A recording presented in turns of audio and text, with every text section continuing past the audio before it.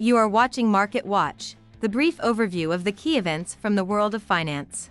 On Wednesday, an important macroeconomic report from the United States was published, indicating an improvement in consumer confidence.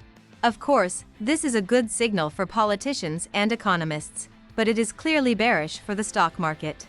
After all, an increase in the Consumer Confidence Index reduces the likelihood of a steady decline in inflation, which in turn reduces the likelihood of a rapid easing of the Fed's monetary policy. It is for this reason that a moderate weakening of the key U.S. stock indices was observed. But at the same time, the demand for American currency and gold remained unchanged.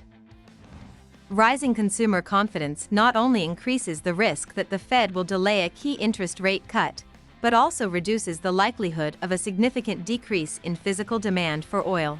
Despite the fact that this is a bullish fundamental factor for oil, the increase in its reserves in the United States has cooled the activity of buyers. Nevertheless, the risk of further growth in oil prices should still not be completely excluded. After all, oil transportation through the Red Sea has not yet been restored, which means that both the delivery time and its cost will increase, which is a bullish fundamental factor.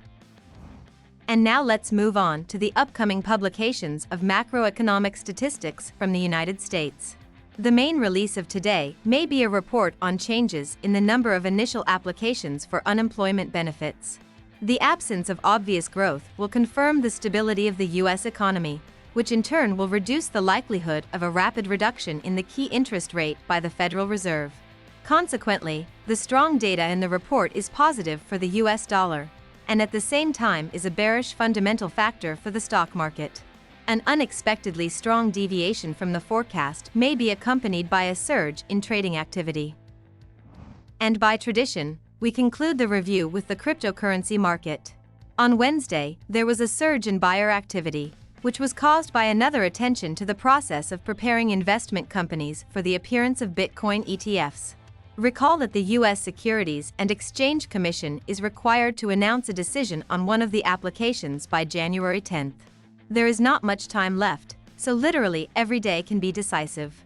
This increases the tension, which means that false information will appear for the purpose of manipulation.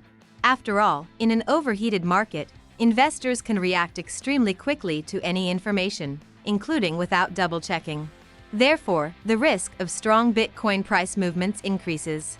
That's all I have. Follow the news carefully and be prepared for all the surprises of the market.